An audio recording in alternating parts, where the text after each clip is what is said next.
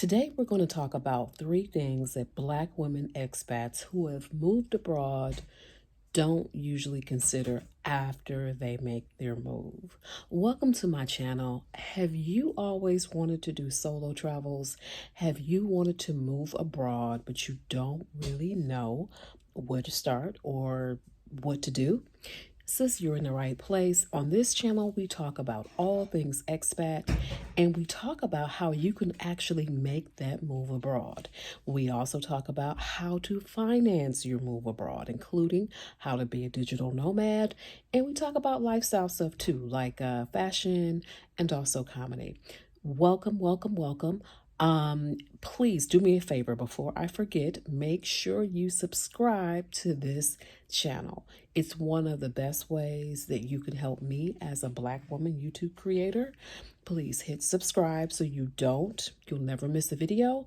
And also make sure you like, comment, and share this video if it moves you, if you learn something, okay? So let's get into it. Three things that Black women who have moved abroad want to do after the move. I think a lot of times number one, the first thing is make sure you focus on after the move. We put so much time and energy into moving. We got to-do lists. You've got your visa. You have probably given up some of your belongings. You're figuring out what to bring to your new country. You're saving money. You're doing all these things in advance of the move. And it becomes a bit anticlimactic. Like you get to your new country and it's like, what's next? What's the next step? So sometimes, Black women who move abroad have this feeling like, okay, I've done the thing that I've been trying to do. And now what? Like what's next? So I think that carefully thinking about what your new life what it looks like in your new country is going to do nothing but help you. And having a general plan, like 3 months, 6 months. I moved from Atlanta to Paris at 48 in January of 2023. I'm coming up on my 1 year anniversary a couple weeks ago. Just got my visa renewal secured for another year. So I'll be in Paris, primarily in France, for another year. So the one thing that surprised me, that shocked me, was how much time it took for me to make the transition. Like I got here January 2nd and I kind of was like, okay, I'm here. And yeah, that wasn't the best strategy. I really needed to think about what my life would look like and giving myself time to make the transition, giving myself just the feelings that I had to work through, being in a new environment in the dead of winter, in the cold. Honey, listen, I was used to Atlanta winters, okay? I came here with no boots, no hat, no gloves. I just kind of showed up. And that first winter, it definitely kicked my behind. All right. I was not used to the cold, the wet cold here. I was not used to the gray skies. I definitely had a bit of seasonal depression. And it was like, where is this coming from? So a lot of travel channels don't talk about the other side of things. Like they only talk about, oh, it's you move to your new place, everything is good, everything is rainbows and glitter, and sometimes it's just really not. Sometimes you go through, you're homesick, you miss home.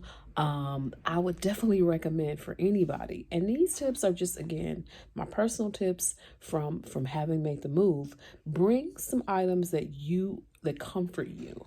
So I don't know what those items are. Maybe it's a favorite blanket of yours.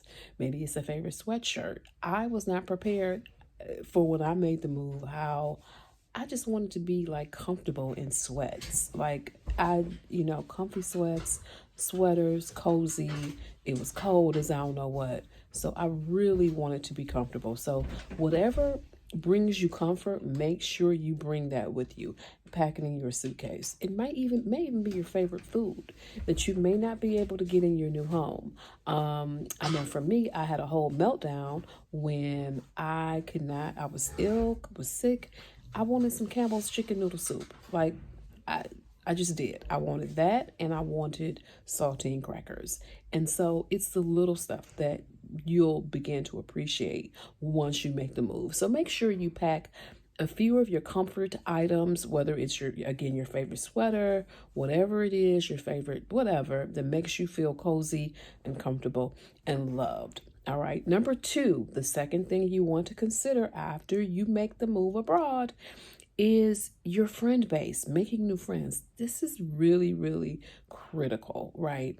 If you're a solo travel, especially if you're a solo traveler and you've made the move, you're making the move by yourself. You've left behind your family, you left behind your friends, your goldfish, you left behind everything that you know. So you need a plan, girl, you need a plan to meet other people. You need to plan to make friends. It's unlike any experience really that I've ever had, because I'm an extrovert. I feel like I can talk to anybody. So none of that really matters though when you're moving halfway around the world and you don't speak the language. Okay. So you may have to have a plan to meet folks. Maybe that plan centers around your favorite hobbies. If you were a runner there, your home country, you're probably going to be a runner in your new country. So will you be meeting friends in your running circles?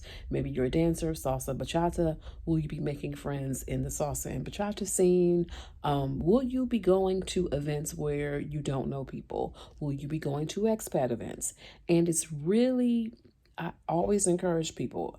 I get it. Like, I get wanting to be friends with only expats because that's your comfort zone, but you also have to make friends with local folks too, wherever your home country is. You're going to need them as well. So you're going to need different types of friends. So being really intentional about who your friends are, and being really intentional about making friends and keeping that at the forefront. You don't want to deal with loneliness and isolation. That's the one thing that you don't want to deal with.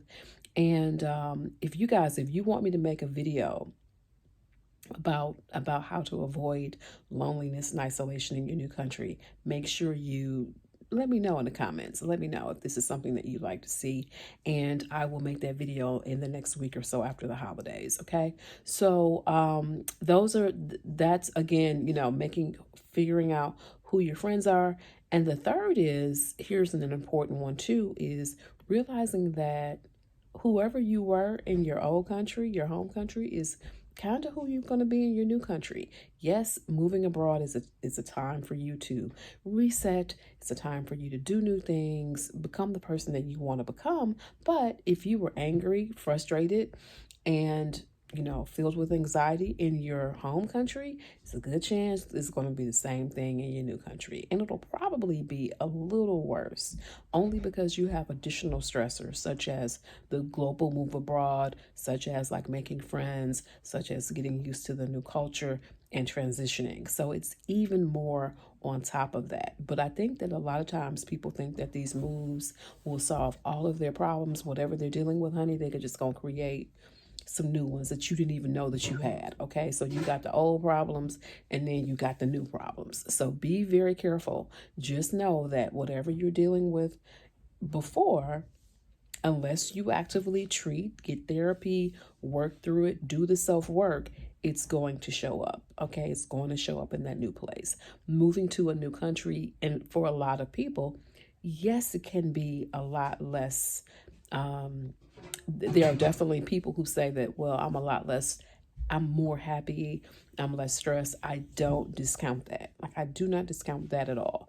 Moving to a new country sometimes means, especially if you're Black American, sometimes we're treated differently. Sometimes we're treated better in the new country than we are in our old country. Okay, we get that Black American, you get that American passport privilege that extends to us that we don't experience in our own country.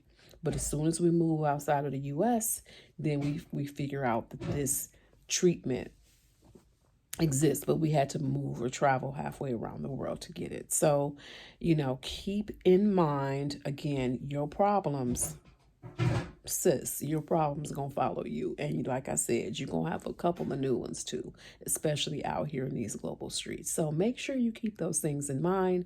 It's been great talking to you guys. Again, let me just remind you, please subscribe to the channel. hit that notification and you'll hit that subscription, the subscribe button. You'll get notifications when new videos and content are posted.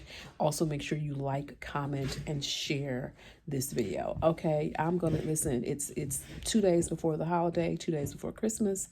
I am going to do a little bit of Christmas stuff, get myself together. You guys have a great rest of your day. Talk to you soon.